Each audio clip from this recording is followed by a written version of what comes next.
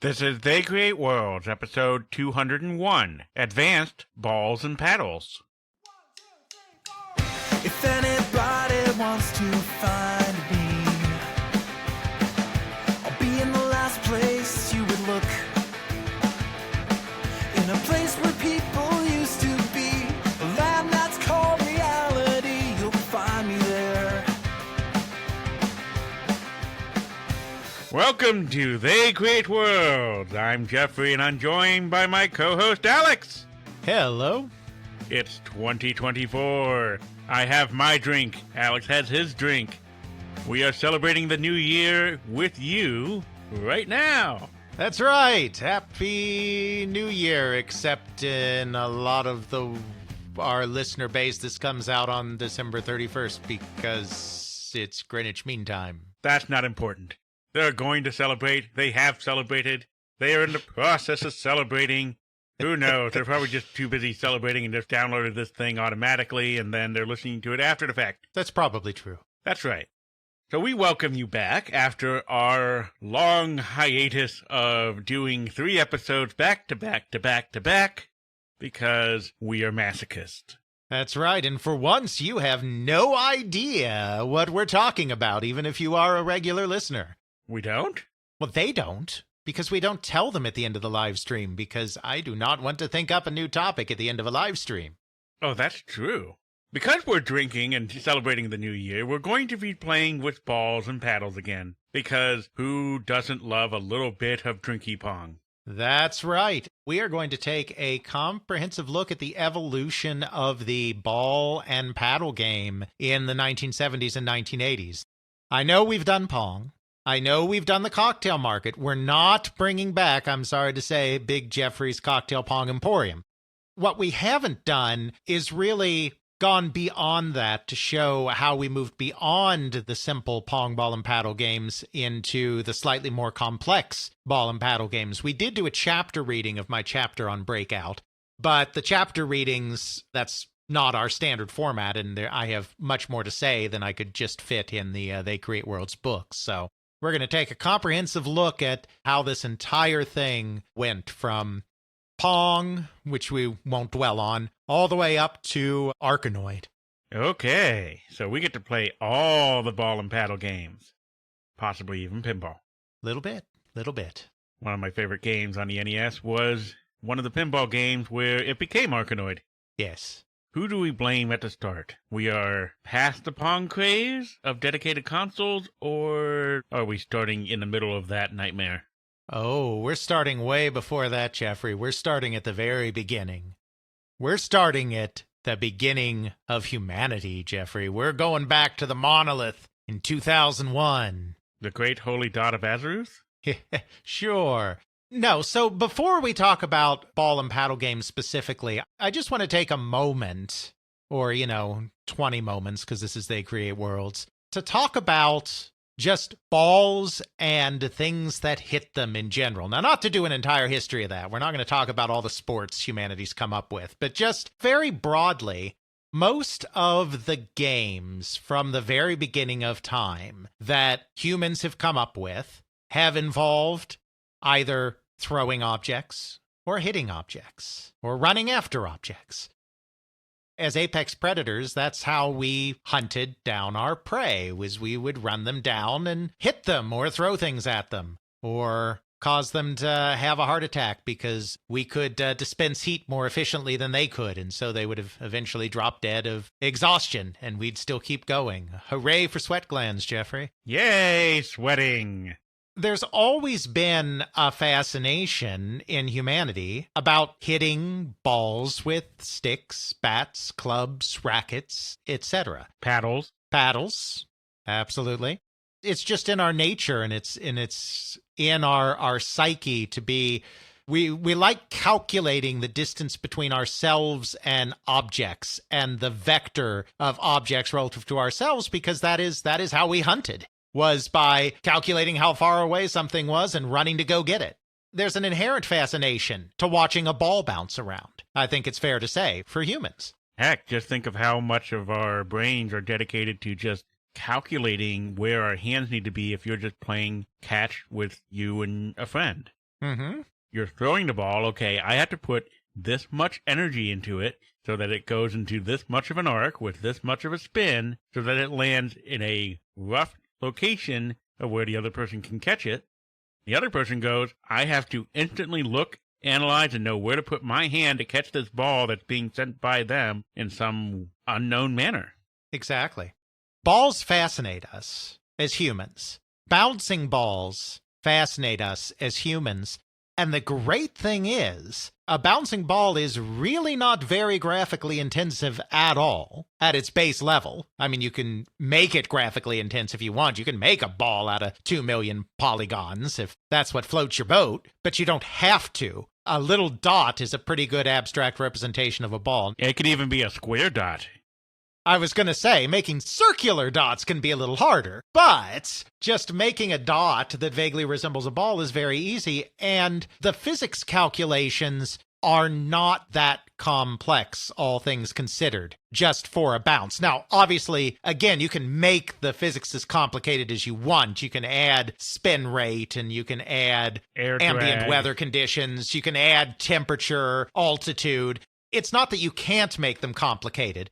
At its very core level, the basic physics are not that hard and not that computationally intensive. It's no surprise when you combine the fascination and the simplicity together that almost all of the early real-time computer experiments and almost all of the very early real-time computer games were based around balls. Oh, look, says the computer scientist, my computer has a ball. Why don't you go bounce it? That's a very good computer. You keep at it until you figure out the whole bouncing thing. Exactly. You know, even very briefly before we get to Pong games, we've covered early real-time computer games before. So again, I'm not going to belabor this part of the story, but I do want to kind of provide a little bit of this broad sweep. The very first real-time computer game that we know about, which also happens to be the very first real-time demo that we know about, is the bouncing ball on the Whirlwind computer, which was the very first real-time computer. As a way to demonstrate this amazing feat that it could update its display in real time, something that couldn't be done before, one Oliver Aberth, a young student working on the project, created a bouncing ball program where the ball would enter from the top of the screen, it would fall to the bottom and bounce, and it would continue to bounce around until it lost so much momentum that it could bounce no more. That was created in 1952. So effectively, the government spent a lot of money to create everyone's favorite screensaver. Yes, exactly. And of course, bouncing balls, when the Commodore Amiga was first debuted at CES, the bouncing ball demo was the thing that they made that was the talk of the show. As you said, screensavers adopted this as well. How well you could bounce a ball became a standard benchmark for real-time computers and how fast they could do because, like I said, you can make it as elaborate as you want. So obviously the Whirlwind doesn't have that much computing power, so it's a pretty simple bouncing ball. The Amiga has a more complex bouncing ball with also advanced sound effects and all of this other stuff, because you can make this as complicated as you want. That's the great thing about balls. They can be simple or complicated. But back in 1952, that was the very first computer demo. So in 1951, said 1952 a moment ago, but I meant 1951, that was the first known real-time demo. We're not sure, but perhaps because of a bug where the ball would eventually bounce under the plane of the surface or something to that effect, they added a hole. So that when the ball finally lost enough momentum that it wasn't bouncing anymore, it would fall into the hole and disappear, and that would be the end of the demo. So in 1952, this is why I had said 1952 earlier, This was turned essentially into a game because they made it interactive in the sense that you didn't control the ball during the game, but you could adjust the frequency of the bounces before you launched the ball. And the students and programmers that were using this program made it into a game, essentially almost like a game of basketball, so to speak, though the hole is on the floor, not suspended from the ceiling of the space on the monitor, where they would try to perfectly adjust it so that it would fall straight into the hole. It became a game, not something you would ever sell, but that's what they did. So a ball game. When Michigan, the University of Michigan, created a real-time computer that was meant for things like air traffic control, they wanted to demonstrate how their system could track objects and update the movement of up to, I think 16 or something objects in real time. So what did they do? They created a pool game, because that's something that would draw people in, being a game. And in pool, you have a lot of balls bouncing around everywhere. And so it's a great way to show how it's able to track and update objects.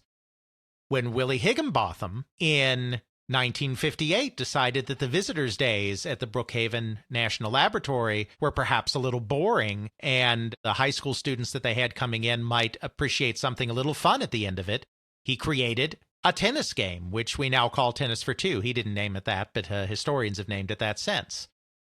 Side view of a tennis court, not like the Pong games that would come later, with a net, no paddles on the screen, just the arc of the ball bouncing back and forth, and you had a dial and a button that you would use to control your angle and then press to return the ball back and forth. Again, a ball game, because the computer that he was using, an analog computer, had a program already built in that could track the flight of a ball.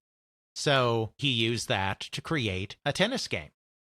This fascination wasn't just in the computer realm, because there's actually a long history of this stuff in arcades as well in the coin-operated games industry. Now, in coin-op, because it really wasn't all of that feasible to have a game where a ball actually has to bounce over a net, like in tennis or table tennis.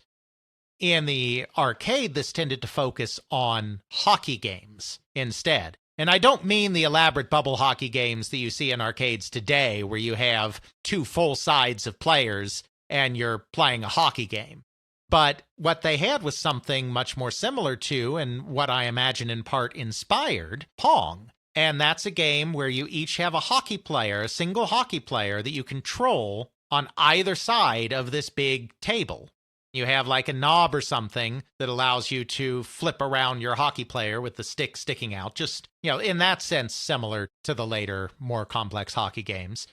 You would bat a puck or a ball. Even though they're hockey games, they often used balls instead of pucks because they rolled better and wouldn't get stuck on the table. You would bat it back and forth and try to get it in the other person's goal to score a point. I have not researched the electromechanical coin-op industry as heavily as I have researched the video game industry. I've done a lot of work, but nowhere near the depth, so I can't say definitively what the absolute first example of this is. But the earliest example I have come across dates all the way back to 1938. The company International Mutoscope in that year released a game called Hockey. Obviously, there were other sports games using balls even before that. In the 1920s, there were soccer games, and there were football games, and there were golf games, similar ideas. But the reason I focus on this hockey concept is this game is basically Pong in its most basic form. It's not exactly the same because, your player is just there in the goal. You don't move him like back and forth like you move the paddle in Pong. You just take a spin with him. But it's a very similar idea in that you each have your own zone that you have to protect. You have an object you're batting back and forth between, and if it gets by you into the goal, the other player scores a point. This style of game was very popular throughout the 1930s and the 1940s and even beyond. A Chicago Coin, a company that we've talked about several times in various contexts, was the one that refreshed this the most often. They had a very popular one, 1947-48, called Goalie, and that's spelled weird. It's spelled Goalee. I say that for Jeffrey's benefit, since he's going to have to find all of this stuff for the show notes. That was highly, highly successful. One of the most popular coin-op pieces between the post-war period and the rise of the audiovisual games in the late 1960s. They continually refreshed this concept, the same basic idea, but just slight tweaks on it. Every few years, they'd release a new model. And in fact, in early 1972, they released a new version of the same basic game called Slapshot Hockey. Now, you'll find videos of that one online too, Jeffrey, and those videos on YouTube, because I've looked some of this stuff too, will say 1969 on them. That is lies. Anyone that goes into our show notes to watch that footage, that is lies. I have the announcement in Cashbox for Slapshot Hockey, and it was announced as brand new in 1972. And just to be safe, because the whole run of it is keyword searchable on a couple of sites online, I ran searches for 69 and 70 just in case the version from 72 was an updated model and the one had been released previously, and it had not. So the internet lies. Never forget that. So if you take one thing away from our show notes... Right. That's not a very big thing, but it is one thing you could take away from it. Absolutely. The reason I find that interesting is it came out in like April of 1972. This is right when Nolan Bushnell is about to break away from Nutting Associates and create Atari with Ted Dabney. The first game they proposed doing to Bally, the first video game, was a hockey game, a hockey video game. I think it was inspired. I don't know this because Nolan Bushnell doesn't even have any recollection. Nolan Bushnell has always said, and I know sometimes he takes liberties with the truth, but in this case, I don't think that was his purpose. I think he just literally forgot. He has always said that the first game that they were going to propose to Bally was a driving game. From the court cases, we actually have a letter that was entered as evidence that Nolan Bushnell sent to Bally in July of 1972, the letter's dated, telling them about the game that he wants to make, and it is a hockey game. So we know that what he actually proposed, he might have been thinking about doing a driving game too, but what he actually proposed to Bally, as we talked about in our Pong episode, was a hockey game. I think it must have been, even though I have no way of knowing because he has no memory of it, it must have been inspired by these existing coin-operated hockey games that operate in a very similar way. Now, at this point, our listeners might also be thinking to themselves, well, what about air hockey? That's a fair point. However, air hockey did not appear until 1973. That's when air hockey first demonstrated and then later in the year launched. The retrospectives on that make it clear that until they announced it to the world, they kept their work on it completely and utterly secret. They didn't give any advanced previews or showings to anybody before they announced it to the world. They were working on developing air hockey when Bushnell and company were proposing a hockey game, but no one had seen it yet, so it was not influenced by that. I think it must have been influenced by this. But then, of course, they had Al Alcorn as a test project do the table tennis game, like the one that the Magnavox Odyssey had, as a test project. Again, in my opinion, they probably had him do that because they were expecting to then turn that prototype into the more complex hockey game. Again, can't really confirm that because since Nolan doesn't remember any of this, I think legitimately does not remember any of this. For our Smithsonian interview with him, we did present him with that document and ask him about it, and he just had no recollection of that whatsoever.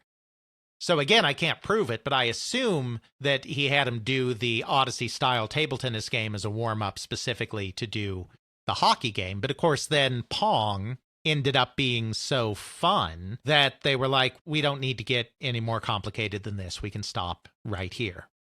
As we can see, there's a continuum all across both computer entertainment and coin-operated entertainment and just human entertainment. Games like cricket and baseball and tennis and table tennis. The ball and the object to whack the ball with just play such a role, and it goes back, as I said, to our evolution as a species and the way we hunted down our prey. So we've talked about the Pong boom. I don't want to go into detail on that again, and we don't have to go into detail on the creation of Pong again. or on Odyssey table tennis, which of course predated Pong, because we also did an Odyssey episode. So there's no reason to go in depth on that. The one thing I will say is the way both of these came about. I mean, how did Odyssey table tennis come about? Ralph Baer wanted to create an interactive television game. The hardware had to be super cheap because this was going to be a consumer product, not a coin-op product like Pong. Therefore, the hardware he created could only create dots and a line. That was it. So he figured out a way to have 2 dots that each player could manipulate. Then Bill Rush was brought onto the project, one of his coworkers, and then he said, what if we did a 3rd dot and had that controlled by the machine? Then it could be a ball, and then we could have the spots bat it back and forth. That's how they ended up with their table tennis game, which also had a tennis variant and a hockey variant using different overlays. So again, it comes back to this idea that the most basic things that they could generate on a television for a reasonable cost were dots.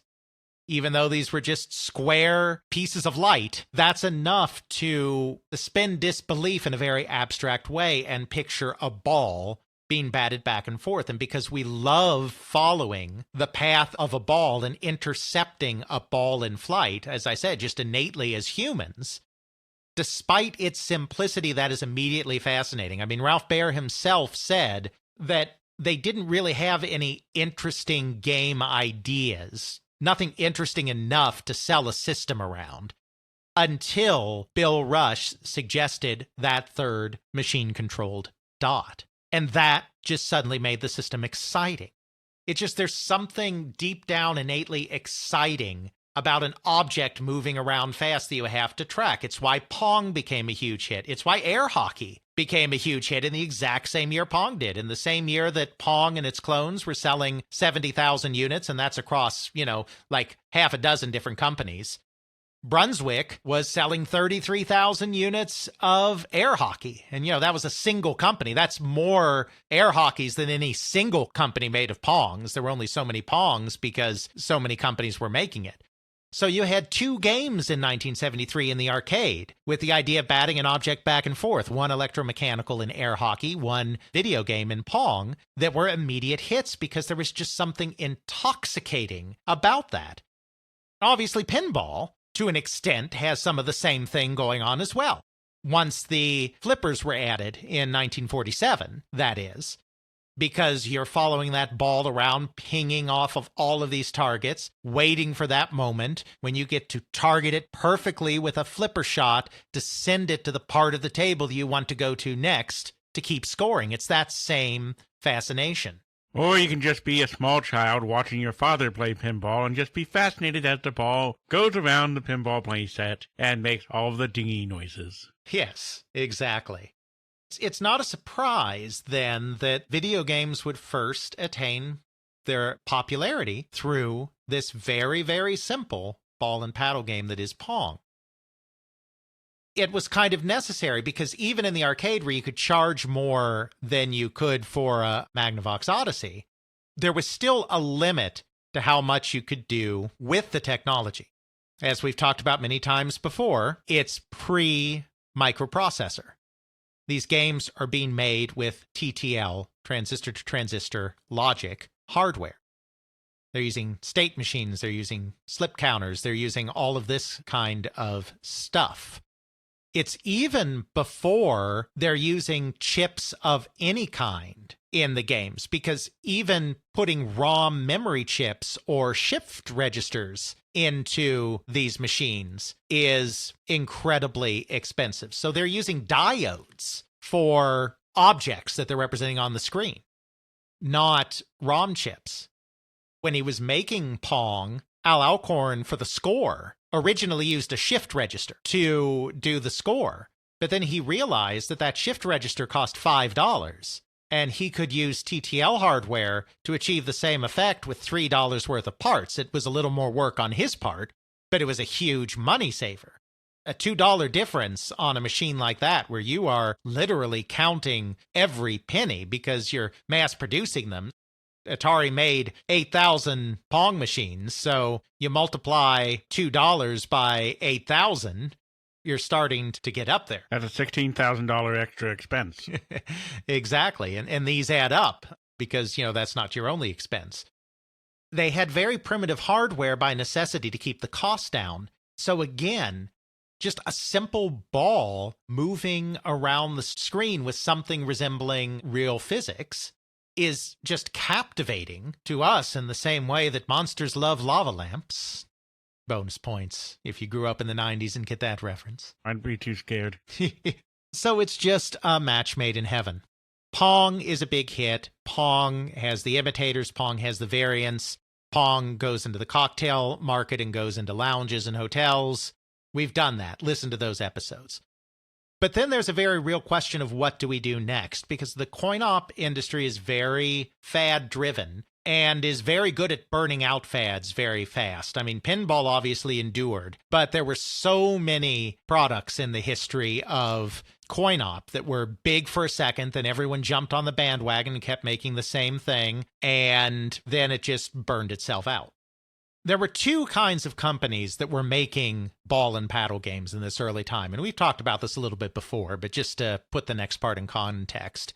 There were the engineering firms that understood how this stuff actually worked. The companies that had worked with solid-state technology, TTL hardware, interfaces between computer hardware and televisions or monitors, etc. Then there were the traditional coin-op companies that had, to this point, pretty much done all of their work in electromechanical technology, steppers, relays, contacts, wires running between everything, who didn't really understand how this technology worked. So to keep ahead of all of the cloning, it was necessary for the companies that actually had some idea of what they were doing with this technology to innovate it and grow the ball and paddle genre in new directions to try to stay ahead and keep people interested. Of course, the first manifestation of this, which again we talked in our Pong episode, was when Allied Leisure, which knew nothing about electronics itself, but contracted with a firm called Universal Research Laboratories up in Chicago, URL, that did understand how solid-state technology worked, very quickly released a 4-player version of Pong, where you have 2 players on each side batting the ball back and forth. That was kind of the first obvious upgrade. Then the company Ramtek, which again was a high-end graphics display company, decided, well, we can create like a hockey variation on this. And they made a hockey game. They really understood the technology because they were in the high-end graphics display market. They entered video games because they were having trouble raising money to do their high-end graphical stuff, which was very cutting edge, but only had limited demand. The CFO of the company was actually a co-owner of the bar where Atari tested Pong, Andy Capps. So they saw the game very quickly because that was a regular hangout of theirs. And the owner, Charles McEwen, decided, hey, we can make these games too to raise some money. So they created a hockey variant where you're defending a goal. So you have an attacker and a goalkeeper. You're trying to knock the ball into the opponent's goal. So there's a few different things going on here to try to provide variations that vaguely resemble other sports. There'll also be a volleyball version where the paddle is moving along the base, and when it makes contact, instead of launching it towards the other side of the screen, it launches it in a parabolic arc to simulate volleyball. Taito does a basketball game we talked about in our episode on Tomohiro Nishikado, where the paddles move up and down, they move vertically, and again, when it hits it, it bounces off at a certain angle as you try to get into a basket. So that was the first attempt to move beyond, is let's simulate other sports. But then it starts to get more interesting when they move away from sports entirely and start to think about what other kinds of things can we do with these simple mechanics besides simulating missing a tennis ball or scoring a hockey goal or making a basket. So that's where we really want to focus most of our attention now, because this is the stuff that we may have mentioned here and there in passing as we talked about the history of this or that person or this or that company, but we haven't really looked at in a more comprehensive way. Now we'll turn our attention to the games that were released kind of between 1973 and 1976 that were ball and paddle games, but took this basic genre video game in slightly different directions. The first game that really did this is one that, no surprise, came from Atari, and that was a game called Elimination, released in the fall of 1973. Now, I say it came from Atari, but the label on the product was actually Key Games. We've talked about Atari and Key Games, the secret subsidiary that Atari set up to breach exclusivity amongst distributors and operators. So we won't go into that here. We've talked about Atari a lot.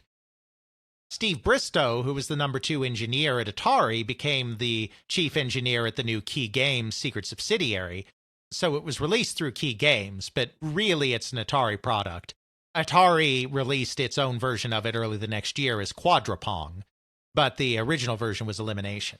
So the interesting thing about this game is that instead of a traditional, we're trying to score points either by getting a ball into a basket or into a goal or by causing the other player to miss it, what we're doing instead of scoring points, is we are eliminating, hence the name, players from competition. It's still kind of like scoring a goal, but the difference is you're not winning points.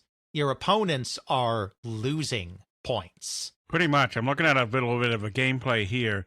You have about 4 to 5 points that you have on your side, a little dot. As the gameplay progresses, every time you miss blocking a goal, your points go down.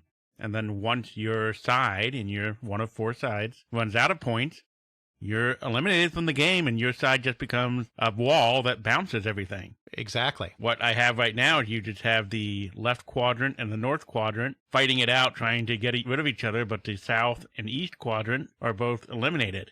That just adds a different level of gameplay. Just try to think, I have to effectively get this ball going in wrong at more or less a 45-degree angle to myself in order to win. Exactly. Ethan Johnson, friend of the show, contends that the other interesting thing about Elimination here is that this is kind of the beginning of lives in video games. The early Pong games, you're scoring points, and yes, you lose when your opponent scores a certain number of points, but you're in the game all the way up until the end, all the way until somebody reaches the number of points that the game is programmed to recognize as the winner. But in this case, you're having something taken away from you. You're having a number taken away from you every time you miss, and then at the end, you are out of the game. And the game doesn't end just because one player is eliminated. If you have multiple people playing, the game continues, even absent you. So in a way, it's kind of like lives. I can certainly see that. Yeah, I mean, I think it's a valid observation. I think Ethan maybe finds it a little more significant here than I do, and that's fine. There should be disagreement in research and scholarship, because otherwise, what's the point? Because after all, Pinball had already been doing this for years. I mean, I think as lives became more common in video games, it was really because they were taking their cue from Pinball, where you only got a certain number of balls. And Elimination, for all I know, was taking its cue from Pinball in that regard as well. It may be a little bit of a milestone, but I don't know how much, weight to put on that. But I just wanted to throw that out there, and all credit to Ethan, who's the one who's been thinking about this, not me. So that was kind of the first thing that really moved away and took ball and paddle gameplay in a different direction. Atari was trying desperately to get out of ball and paddle games. They were the one company that really was trying to push forward. So they didn't do a lot of additional ball and paddle game kind of stuff. The other company that was really pushing forward the ball and paddle genre, such as it was, in new directions, was the company Ramtek that I briefly mentioned earlier. Don't have a lot of information on the history of Ramtek. As I said, it was a high-end graphics terminal company. That was their main line of business. It was founded by an individual by the name of Charles McEwen and some of his co-workers from a company called Data Disk Corporation. McEwen had received his electronics training in the Army. He was in the Army from 1954 to 1956, and then became a field engineer for Philco in their California facility, their semiconductor company. Then he went and worked in New Hampshire for a while, and then came to Data Disk in the Valley. I don't know a lot. Unfortunately, he's passed. A lot of even his background, I know, sadly, from his obituary, not from any other place. Never been comprehensively interviewed on this stuff. I don't know how he discovered advanced graphics while he was at Data Disk, but he really believed that high-end monitors and scanning equipment would absolutely revolutionize the medical industry. He wanted to do that work at Data Disk. He wanted to explore it, and when they said no, he said, okay, then goodbye. So he founded his own company, Ramtek, to do this. Their products were used in some of the earliest CAT scanners in the medical field, also used in the Viking 2 program at NASA, satellite launched off into space to take the pretty pictures. Like I said, because this stuff was so high-end and so cutting-edge, there weren't a lot of takers for this technology yet, and it was very expensive to work in. So the company was having real trouble getting the money it needed to stay afloat. As I said, Andy Capp's, where Pong was tested before wide release in 1972, was a regular hangout for the Ramtek engineers because they were also in Sunnyvale, just as Atari was, and the CFO owned a stake in the bar, so it was one of their main hangouts for their engineers. The Ramtek people were amongst the very first people to see Pong. They were like, oh, this looks interesting. And you see, this very first prototype of Pong was actually placed on top of a barrel. It didn't stand on the floor. The prototype still exists. It wasn't a floor model. It was just a smaller tabletop model. So it was sitting on top of a barrel. And one of the Ramtek people, a guy by the name of Pete Kaufman, who we're going to hear more about later, he comes over and looks at it, but also tries to move it. The reason for that is he wants to see how heavy it is, because that would give him an indication of how much money it was making, how many quarters it was taking in. He found the thing was very heavy. He figured, because he knows this technology stuff, he knows the technology itself isn't that heavy. He figures if it's that heavy, that's because it has a lot of coins in it. So the Ramtek people are onto this Pong thing very early. As I said previously, McEwen then decided, well, this stuff is a cinch for us because the electronics we make in our regular business are way more complex than this. So we can throw together our version of this and put it out there and make some money and fund our other business, our core business, our most important business by selling these things. So that's how he saw the business. He saw it as a side business. But because the games were so popular in the beginning, they kind of became the tail wagging the dog for a while. Now, that would change by the late 70s. But in the early 70s, the video games became the tail wagging the dog. They were taking in more money than the core business at Ramtek. So they naturally decided to keep this going. And because they were so good with the technology and had really good solid-state engineers there, they were actually able to start innovating a little bit on these ball and paddle games. They did the hockey game, like I said. They did a few of these kind of variants. But the next game that we really want to talk about with them, well, there's two of them. First, they created a game called Wipeout. This was very similar. It was a copy in a way of Atari/Keys Elimination. It had the same basic gameplay as Elimination, and it came out after Elimination. But they added what they called a frustration bumper in the middle of the play area. So there was this kind of cross-shaped bumper right in the middle of the play area, and if the ball hit that, it would ricochet off of that rather than passing through to the other side. This made the elimination-style gameplay even more unpredictable and made it even more challenging to track the ball because you had way more surfaces that it could ricochet off of. It is exactly like elimination, but all you have is this plus in the center that the center of that plus, whenever the ball gets near it, weird things happen. Exactly. So it just makes that slightly more interesting. Now, Ramtek is a very small company. I mean, it's still a startup. It was founded in 1971. This is just 2 to 3 years later. Their first games were 73, and then Wipeout was early 74. They don't have a hugely robust manufacturing operation. And even more importantly, because they're not a coin-op company, they also don't have a robust distribution network in coin-op. So they actually license the game. They release it themselves as Wipeout, but they also provide a license to Midway, the giant Bally subsidiary in Chicago, to make the game as well. And so they release the game as Leader. Leader's the exact same game, it's just that it's in a Midway cabinet instead of a Ramtek cabinet. But Wipeout came first, and then Leader was the licensed version. We've gone from basic, get the ball in the goal, get the ball in the basket, cause your opponent to miss the ball to score a point gameplay of Pong, hockey, soccer. Now we've moved it on a little bit to this multiplayer competition where your goal is essentially to destroy the other player, so to speak, make them lose all their lives, with an increasing level of sophistication by adding the cross-shaped bumper in the middle. The next step is to take this single player and to create a game that really has much more action happening on the screen. Something much more dynamic. I mean, these games have the ball bouncing around a lot, but something that feels even quicker paced and something that places the man against the machine.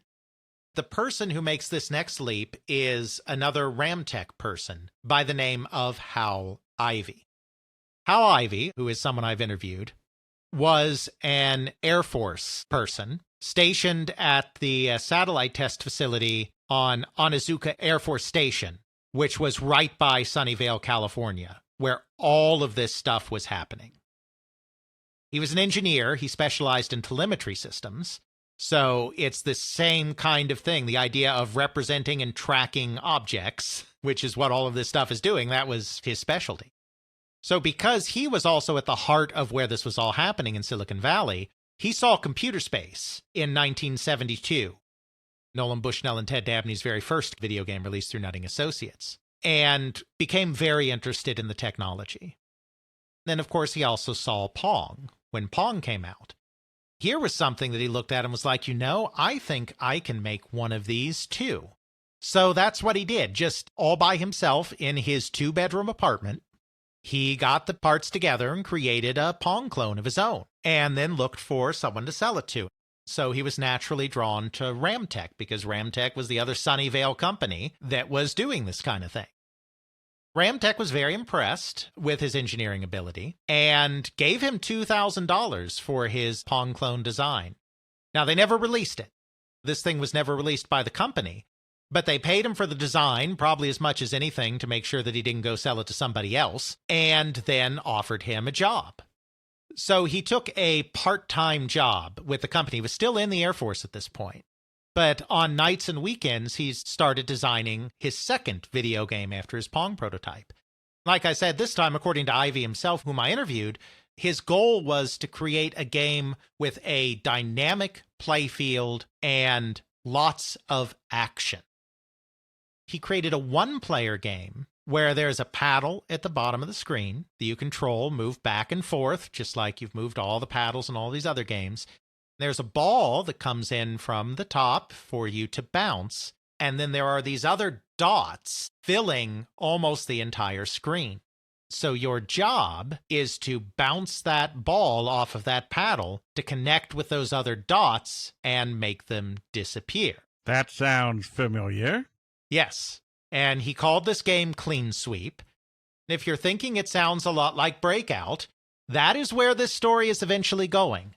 Now, there is one thing that is very different about Clean Sweep from Breakout, and that is there is no ricochet off of the objects you are eliminating. So these circles, dots, balls, whatever you want to call them, fill basically the entire playfield. And as you bounce the ball off, the ball will make every single dot that it hits in a line disappear. It doesn't ricochet off of anything. The only thing it ricochets off of is your paddle. But this created a very dynamic single-player game where there's a lot of action going on, which is exactly the effect Ivey wanted to create. You're trying to get the ball to hit every single space on the screen. Exactly. There are a couple of interesting other things about this game as well, technically. You'll notice if you look at the game, instead of having the traditional rectangular flat paddle of all the other ball and paddle games, this one has a paddle that is slightly curved. It looks a little more like, say, a flying saucer or something, rather than a flat paddle, right? It looks more like a dome to me, but yeah.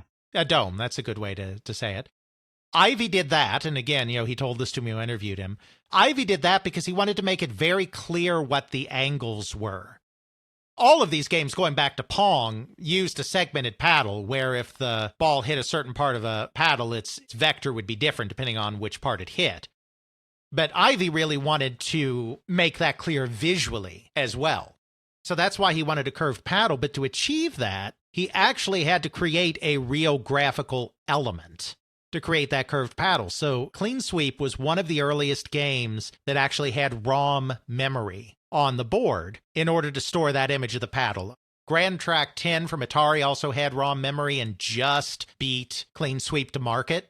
So it wasn't quite the first game with ROM memory, but it was one of the very, very first. The other thing is that in order to facilitate those dots disappearing, he also incorporated RAM into the game to keep track of what's going on the screen. As far as I know, it was the very first video game, coin-operated video game, to incorporate RAM memory on the board. He needed a little bit more of an advanced hardware to do what he's doing here, though it's still a relatively simple setup to get a pretty fun effect. And Clean Sweep was indeed a hit. Now, a hit in 1974, a year that, as we've talked about, was a down year after the massive successes of Pong the year before. A hit in 1974 doesn't look as impressive compared to a hit in 1972 or 1982, but it sold about 3,500 units. And the big thing is that how you know it is a success, and we have this from a deposition that Charles McEwen gave in a court case, is that the game re-entered production twice. So those 3,500 units, which again is a number we have directly from McEwen that he gave under oath, so that should be an accurate figure. Those 3,500 units came in 3 production runs. It is very rare to return to a coin-op game once you have taken it off the production line, because coin-op is novelty, coin-op is about the new, and the public's always looking for the next new thing. By the time your run is done, there's no point in returning to the well, the public wants the next thing. So the fact that they had to put it back into production 2 times, as McEwen said, shows that this concept was very popular, far more popular than you can tell just from the relatively modest unit total of 3,500. Like you said, it's just rare to have it go back in production, but to do it twice speaks volumes. Exactly. So Hal Ivey was responsible for this next big innovation here. And then the other innovation that was kind of similar to what Ivey was doing that also happened in 1974 was bringing pinball into the ball and paddle genre. How Ivey did that a little bit in the sense that he put objects on the screen that you were meant to collide with, which is very much what pinball's all about. But as I said, there was no ricochet, there was no resistance. It's just you're trying to hit every segment of that screen with your paddle. Now, whether Clean Sweep was the inspiration or companies were just like, we should do pinball next to try to extend this ball and paddle thing, I don't know. But there were 3 games that came out near the end of the year that incorporated a pinball element. And the first of those came from Atari. It was the last significant ball and paddle game that Atari released during the rise and fall of Pong. Obviously, we're going to get to a very significant ball and paddle game they released later. But I'm just talking about in this 1973-1974 Pong boom bust period. That was the game Pin Pong, 2 words. That they released in about October of 1974. So Elimination from Atari comes out in September, October 1973. Clean Sweep from Ramtek comes out in April 1974. Pin Pong from Atari comes out in October 1974. So this market's evolving rapidly. This is all happening in a very short period of time, as we've talked about before in our episode on the Pong boom and bust. Pin Pong really just tries to be a primitive form of a pinball machine. It's very simple graphics again, but it has targets on the screen, some of which that when you hit, they disappear, others of which you can hit multiple times to generate points. Your job is to rack up points just like in a pinball game. There's also point elements on the screen that says, hit this target, get this many points, etc. That's done by screen overlay, because that's more than the display hardware of the time could handle. Pin Pong is kind of this next example of what do we do with ball and paddle games next. Because pinball tables were pretty garish at the time, and the cabinet was trying to replicate a pinball playfield of the time period. This thing's in yellow 1960 psychedelic writing. I know, it's 1974. This is the times. That's what a lot of pinball playfields were like at the time. I don't know anything about the development of Pin Pong. I don't know who did it. Obviously, it's meant to be a ping pong game. I have to think that they must have taken some inspiration from some of what Ramtek was doing, because it does have that cross-shaped target in the middle, which of course is something that Ramtek pioneered on its Wipeout game. It has elements along the sides that disappear when you hit them, those 100-point blocks on the sides. There's a decent chance that they got the idea for all of that from Clean Sweep, and they may not have. I mean, I don't know that. I have to think that they were probably taking some inspiration from what Ramtek was doing and coming up with this. It's becoming clear that the most interesting way to keep the ball and paddle genre going is to have a lot of things for you to bounce your ball off of. It takes elements from all of it. You have that weird cross thing in the center that just every time the ball goes near it, something weird happens. Sometimes it orbits it. Sometimes it just goes off in a different angle. Sometimes nothing happens. It's all random. We don't know. Then we have the two big diamonds at the top that sort of act like pinball bumpers. Bumpers. Yep. You get close to it, it hits it, kicks it away, you get some points. It's really, really primitive. The paddles don't have any catch state. It just sort of goes from one state to the other, and sometimes when the ball's really, it looks like the ball's already out, but the paddle comes up past it, and it's just sort of like, oh, we hit it. We really hit it. Honest. Yeah, it's a bit funky, and to my knowledge, it doesn't sell particularly well.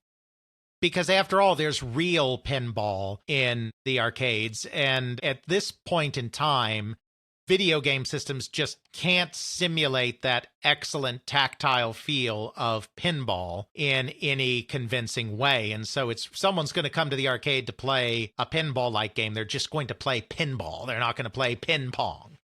So TV Pin Pong, for those reasons, wasn't really a success, but this was kind of the next stage of trying to figure out something interesting to do with ball and paddle games, and kind of people were figuring out this idea from Clean Sweep that it's kind of fun maybe to clear the screen of targets, but then they also want to combine this pinball element a little bit of having more ricocheting action on the playfield.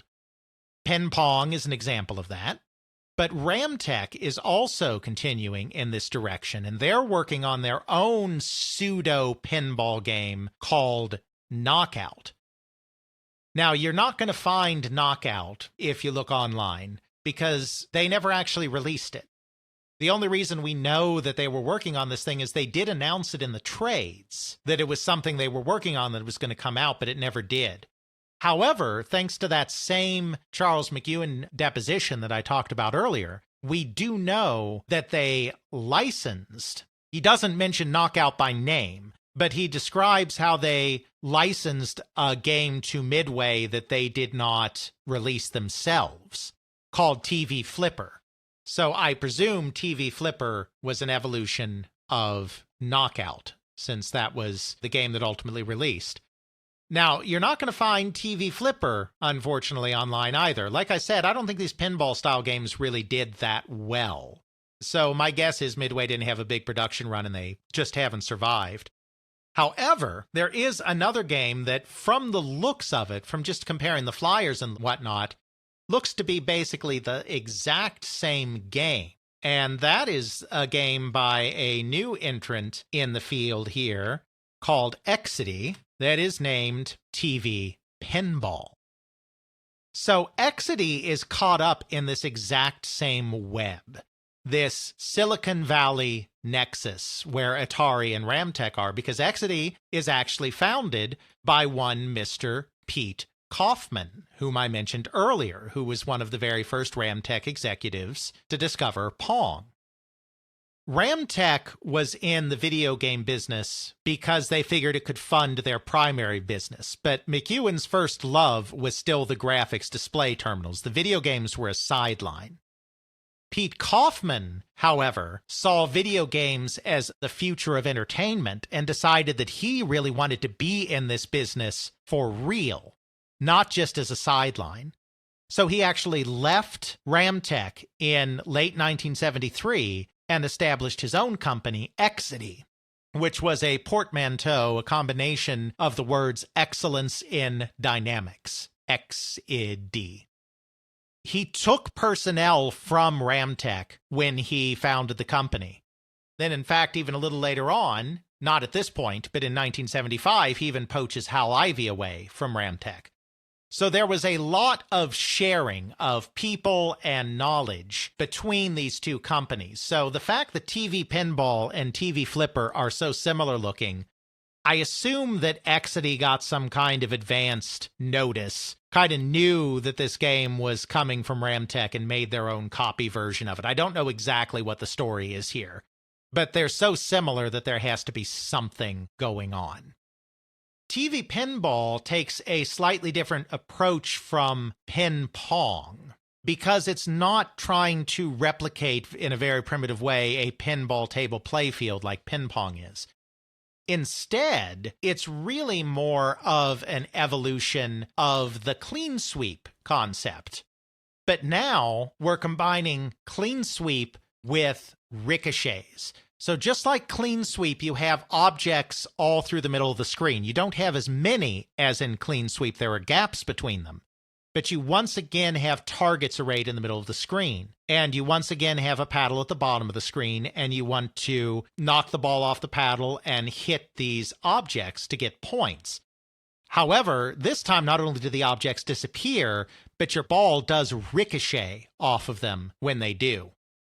Then in addition to that, you have the objects arrayed around the edge of the screen as well. And those objects do not disappear, but you can hit them as well and they ricochet off to get additional points. It's kind of an evolution of the clean sweep idea.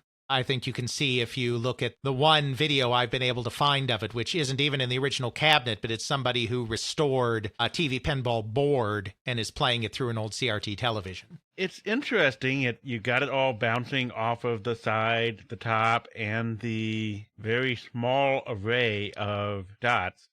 You don't have the pinball features anymore where you're trying to shoot a ball and then keep it up there like the previous game. This is very much more in the line of a primitive version of Breakout or Arkanoid. Absolutely. Certainly, in a way, an evolution of the clean sweep concept as well. So we're inching towards that. But then, of course, these games are coming out at the end of 1974. 1974 is the year, as we've talked about in our Pong episode, that the Pong market just tanks. The ball and paddle market just tanks. Everyone's sick of them. The market's oversaturated. These newer concepts aren't really catching on. And so everybody, for the most part, just takes a break at this point. There are a couple of really insignificant companies and some cocktail table companies that release ball and paddle games in 1975. But the big companies, the Ataris and Midways, and even the smaller specialized companies like the Ramteks and the Exidys, they stay away from this in 1975. Ball and paddle is dead. But the engineers at Atari aren't completely ready to give up on ball and paddle games just yet. I have to imagine the reason for that, though this is speculation on my part, is that the nice thing about ball and paddle games is you can create a pretty decent amount of fun for cheap. You don't need fancy advanced graphical elements.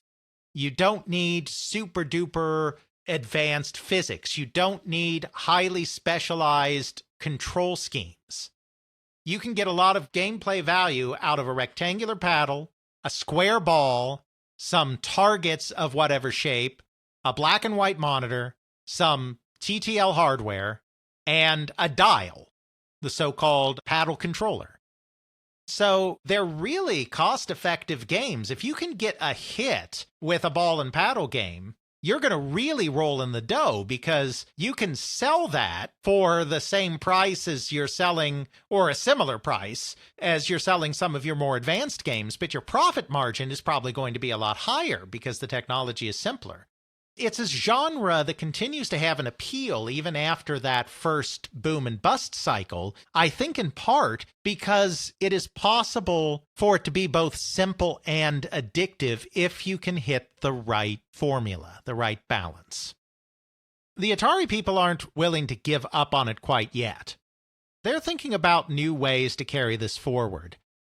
They're really thinking in terms of improvements to clean sweep. We know this because I took a trip to the Strong, taken a couple of trips, and looked through their archive of Atari coin-op documents. We have some product schedules and engineering reports that give some tantalizing clues as to the progress of how this game came about. And a lot of these findings were summarized by Ethan Johnson, friend of the show, in his blog post called A Breakout Story that we will put in the show notes. It's solely authored by him, and he did a lot of the research. It also made use of some of the research I did. I kind of helped out on constructing some of this timeline. But we were able to kind of come up with a timeline of how Breakout came to be. The way Atari worked at the time, they still had a relatively small engineering department. The way they would often come up with game ideas is they would go away and have brainstorming sessions. They would have off-site brainstorming sessions where everyone was allowed to pitch ideas, not just the engineers, but if there were other people there, cabinet designers, industrial designers, artists, executives, whatever, anyone could pitch a game idea. These pitches would sometimes just be very simple, just a few words or an elevator pitch kind of thing to kind of start fleshing out an idea. And sometimes if a person was feeling really strongly about an idea, they might come in with a full storyboard or something like that. In the case of Breakout, we know that they held a brainstorming session in January 1975 because we have a memo from Steve Bristow, who was the head of engineering at the time, summarizing this January 14th, 1975 meeting. It gives a list of the games that they had brainstormed at the session, and there are two entries here that are particularly relevant on this document. One is a game that is called Bricks. There's no description or anything. It's just called on there Bricks.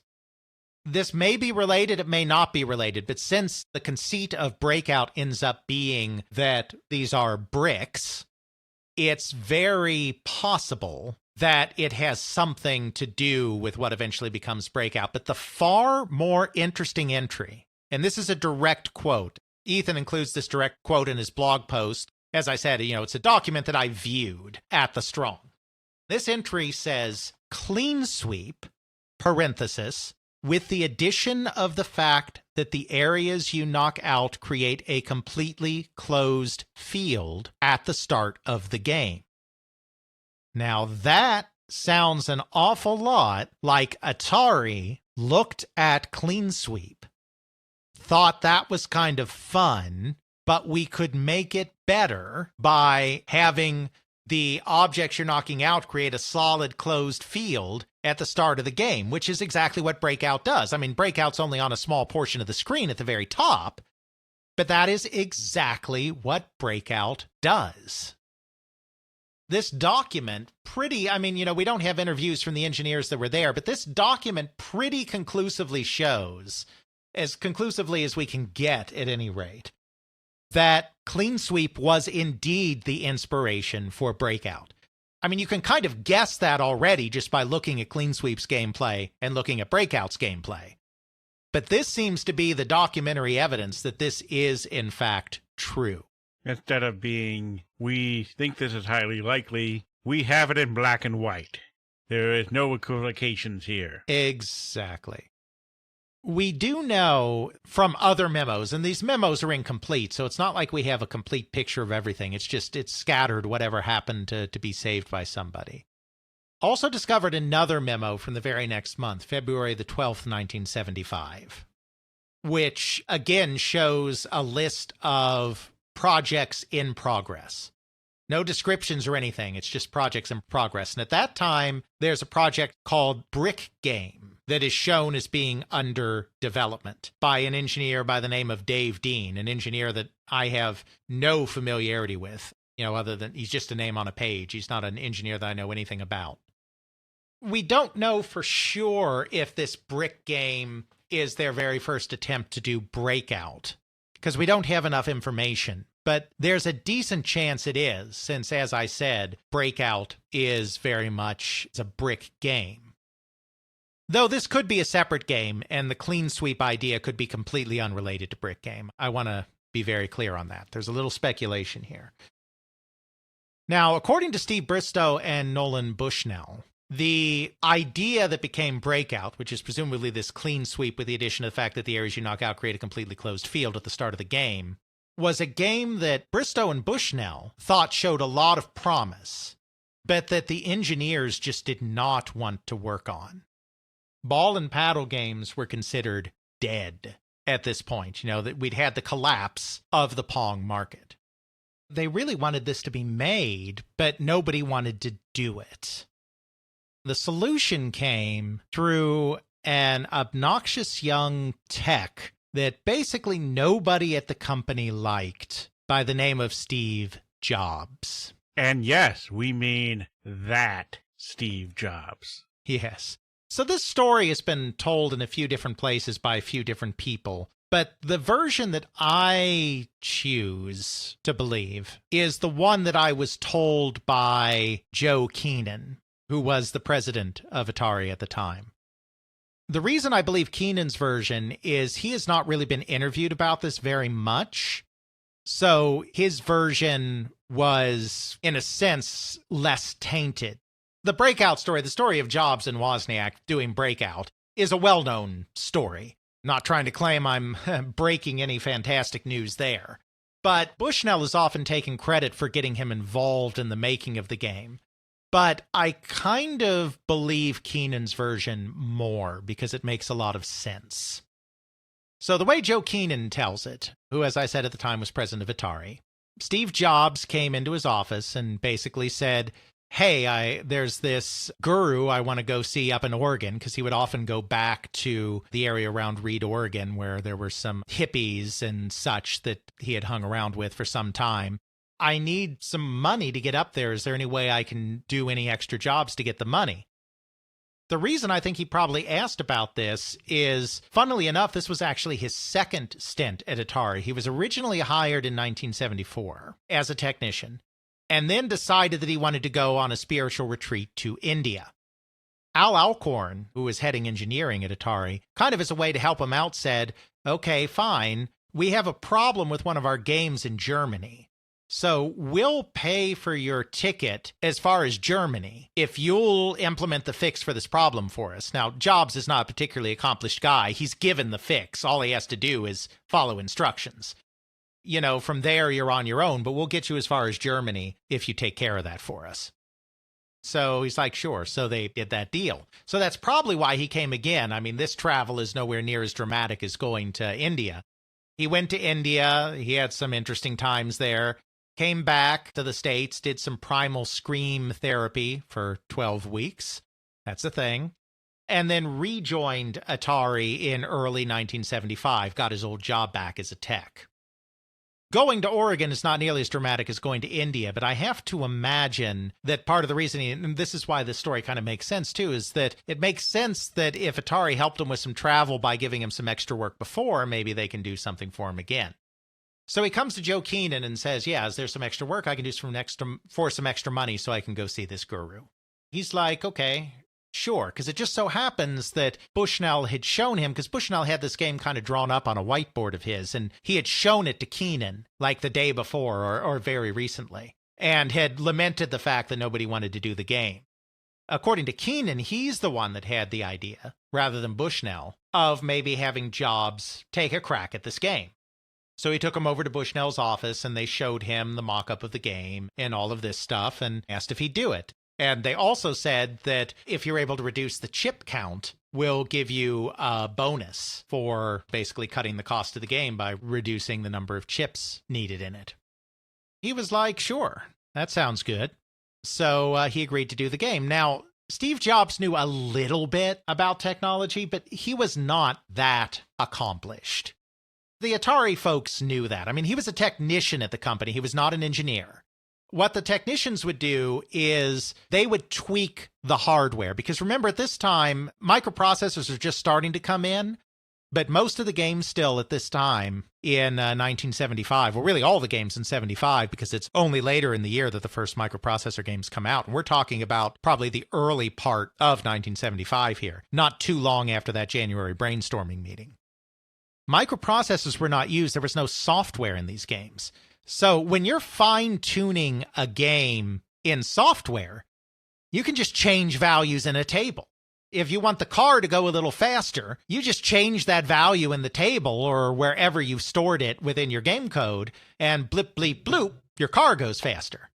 Well, you can't do that with TTL hardware. It's all in hardware. There's nothing to program. So if you decide, actually, we need this car to go a little faster, you have two options. You can recreate the entire board again from scratch, which seems kind of inefficient to make one little tweak. Or you can just take that little part of the hardware you need to change and solder some kind of bridge on there that changes that hardware in whatever way you need to change it to make it do what you want. So that's what a technician like Steve Jobs primarily did.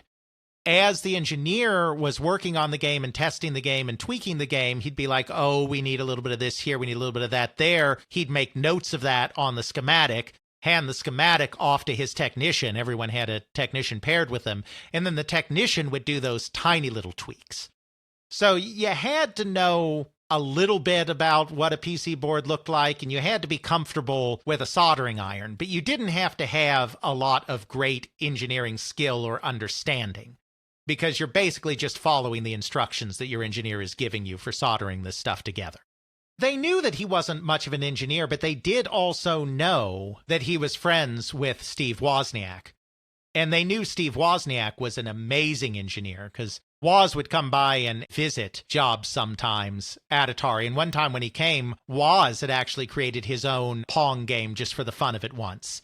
He brought that in to show the Atari folks one time, and Al Alcorn was so impressed by his engineering that he offered him a job on the spot. But Wozniak did not want to work for a startup. He was at HP designing calculator circuits, and that was his dream job, and he was never going to leave. He didn't end up working at Atari, but they knew that Steve knew him. And according to Bushnell, and I believe this, just because people have said that Wozniak would hang around the building sometimes. So even though Bushnell sometimes embellishes, I think this is probably true. They figured that if they were giving the job to Jobs, that he was probably going to bring in Wozniak to do it for him. The basic concept of this game was designed in this brainstorming session and following it. We don't know exactly who did it. Bristow and Bushnell have taken credit for coming up with the basic design themselves. It's possible other engineers did it. Then, was this Bricks game in any way related to it? I don't know. It's muddled. But Jobs did not design the game. The layout of the game, the objective of the game, the fact that you have a paddle at the bottom and that you knock out the bricks and it ricochets and all of that, that was designed already. But Jobs gave that to Wozniak, and Wozniak actually implemented this probably sometime between January and March 1975. For more information on why we think the timeline is the way it is, you can look at Ethan's blog post, which we'll put in the show notes. Now, as I said, Jobs had to go see a guru, and he wasn't going to get paid until this job was done. So he actually lied to Wozniak and told them that they had 4 days to complete this project. Now, Atari had not given them a 4-day deadline. They didn't care. But Jobs was specifically trying to get his money so that he could go up north. So he needed it done. So they spent 4 days. They stayed up 4 days straight. Wozniak designed this thing, and while it was being debugged, he'd go play Grand Track 10, because Wozniak was a big arcade rat. The reason he would come by Atari so often is Atari had a game room with games on free play, so Jobs would bring him in, and he could play all the games for free. So he alternated between working on the game and playing Grand Track 10, and over 4 days, they completed this thing. They both got mono. They were both exhausted and ill at the end of it, but they got it done. They removed a bunch of chips. They got their big bonus. Very famously, has been told in other sources, Jobs didn't tell Woz about the bonus and held that back because they were given a development fee and then on top of that, the bonus. So Jobs split the development fee 50-50 with Woz, but didn't tell him about the chip removing bonus and actually kept all of that money. Woz found out later when he read a profile in a TWA airplane magazine on an airplane about Bushnell and Atari that told that story and kind of hurt his feelings a little bit. I imagine so. This was years later after they founded Apple and everything. So yeah, that's a bit of a thing, but they got it done and they got paid. Now, the problem was it was unusable. A lot of the common tellings of the story are that it was unusual because Woz was such a mad genius that he created a design that other engineers couldn't understand, so it couldn't be replicated for mass production. That seems to be embellished and not true. The problem was that Woz was kind of an atypical, self-taught, quirky engineer, a brilliant engineer, but didn't do things in a standard way. That much was true. But the problem was it turned out that there were some logic errors in what he did, and it didn't actually quite work properly the way it was supposed to, because they got it down from like 100 chips to like 40. There's bound to be some bugs if you're staying up 4 days straight and going a little crazy trying to get this thing done in 4 days. There's bound to be bugs. You don't have time for QA. Yeah, exactly. And the other thing is he cheated a little bit because he only had the most basic of parameters. Like, for instance, for the score, he used an LED readout instead of including the score within the game itself. Well, there's no way Atari was ever going to use an LED readout. He did that to save chips, but that just wasn't going to work in the arcade environment. So it turns out that the design that Wozniak and Jobs made was not actually used. It ended up going through a lot of different hands. Like I said, it could be that this brick game is the game. However, there's also another game that shows up eventually called Breakthrough in the documents that shows up in an internal memo in July 1975. The interesting thing is, Breakthrough is almost certainly Breakout because Steve Wozniak actually, in April, in the newsletter of the Homebrew Computer Club, which he was a member of, talks about some of the things that he has done, and he mentions that he created a video game called Breakthrough.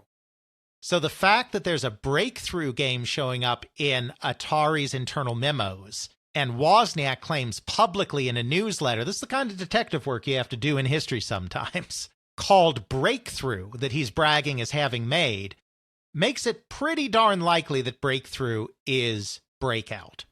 So this internal memo in July 1975, July 15th to be exact, says that Breakthrough is ready for a location test at this time, which is that final thing you tend to do to see if the game's going to earn well before you actually put it into production. Then we don't hear anything about it again until January of 1976. We don't know why they sat on it. There are a couple of things that happened in here that could have influenced this. One thing, like I said, is Wozniak's prototype was not usable. They actually gave it to another engineer named Gary Waters to fix it. He added a 2-player mode, which wasn't in the original. He fixed it so the score was not on a separate LED readout. And he also fixed the bugs, the logic errors that were in Woz's version. And in doing so, he used Atari's standard hardware procedures. And so all those chip savings that Wozniak generated didn't end up making it into the final product. So it could have partially taken so long because it just took a while for Waters to work out all the kinks and to figure out what had happened and fix it. I don't know. The other thing that's very interesting is that in this period in 1975, the company Fun Games comes into existence. We talked about fun games. We did that a couple of times, but most recently in our most recent Errors and Corrections episode, where I gave a more detailed look at the Fun Games Company. Just as a brief refresher, this was a group of ex-Atari people that had kind of grown disillusioned by Atari during the period when they were having their financial difficulties and decided to strike out on their own. While the main marketing people and engineers didn't do this, some of the technicians that they hired away from Atari stole some Atari prototypes and took those with them to Fun Games to kind of get the company started, which led to lawsuits and all sorts of ugliness. But the interesting thing is one of the games that they release at Fun Games, they release a ball and paddle compilation called Take 5, which took some of the common ball and paddle variants out there and put them in one cabinet. And then a little later in the year, released a second one called Take 7, which had the same 5 games from the original, but added 2 more. And one of those was a game called Bust Out. We don't have any game footage of this. You won't find that. But we do have a flyer for the game for Take 7 that shows pictures, not screenshots, but mock-ups of the various games. And Bust Out is Breakout, except turned on its side. It's horizontal instead of vertical. So Bust Out came out before Breakout. But since Fun Games stole all of their stuff from Atari, it's clear that they got a prototype of the in-progress Breakout game, and released a version. So I don't know if they decided to sit on it as well because that had happened. We don't know. All we know is it sat around for a long time until finally in early 1976, it comes out. Of course, it ends up being a massive hit. Sells over 10,000 units. I've seen various sales figures ranging from 11 to 15,000. Don't know exactly which is the most accurate, but it was definitely more than 10. We know that much, which was a mammoth hit in 1976 terms. It was just really, really fun because it recaptured some of that magic of following that bouncing ball and fast play action because, you know, you had the row of bricks at the top and you would hit it up there and bounce the ball off the bricks, which would disappear. But then the ball would also speed up over time, which made it more challenging, really got the adrenaline pumping. Once you broke through to the very top row of bricks, your paddle would also shrink, making the game more challenging. There was just something satisfying about making those bricks disappear, especially if you were able to get the ball wedged up to the top of the screen because there was a gap between the bricks and the very top of the screen, and you could get the ball up there and it would get trapped up there for a while and it would just keep bouncing and destroying more and more bricks before it finally came back down. Of course, this was a game that was based on the pinball concept of lives as well. So, you know, you got like 3 plays or whatever. There was 3 plays. So, you know, there were consequences. You had to keep the ball bouncing or your game would be over. This was kind of one of those first hints that it was really going to be those big adrenaline games that were going to be the big successful games and not necessarily some of the more staid target shooting and driving games that had come out in previous times, which required some skill but didn't necessarily get the blood pumping in the same way as a fast action game like this. Breakout represents a new height for the ball and paddle genre, something that was left for dead after the collapse of the Pong market in 1974. In part 2 of our look at the evolution of the ball and paddle genre, we will see how Breakout creates a worldwide phenomenon after it goes to Japan, and then the further ways that ball and paddle games continue to evolve in the 1980s. I was wondering if you would have to make this part 2 or not. Oh, yeah, I figured I probably would. But I never know for sure until I start talking and don't stop. Well, we will see you in part 2 on January 15th, 2024. Can't believe I'm saying that. Next time on They Create Worlds. Check out our show notes at podcast.theycreateworlds.com, where we have linked to some of the things that we discussed in this and other episodes. You can check out Alex's video game history blog at videogamehistorian.wordpress.com. Alex's book, They Create Worlds, the story of the people and companies that shaped the video game industry, Volume 1, can now be ordered through CRC Press and at major online retailers. Email us at feedback@theycreateworlds.com. please consider supporting us on Patreon at patreon.com/theycreateworlds. You can also help by getting the word out by leaving a review on your favorite podcasting service. Intro music is Airplane Mode by Josh Woodward, found at joshwoodward.com/song/airplane mode, used under a Creative Commons Attribution license. Outro music is Bacterial Love by Roland Music, found at freemusicarchive.org, used under a Creative Commons Attribution license. Why is it 2024 now? I didn't get a memo. I didn't give consent. Why is this so weird being in 2024?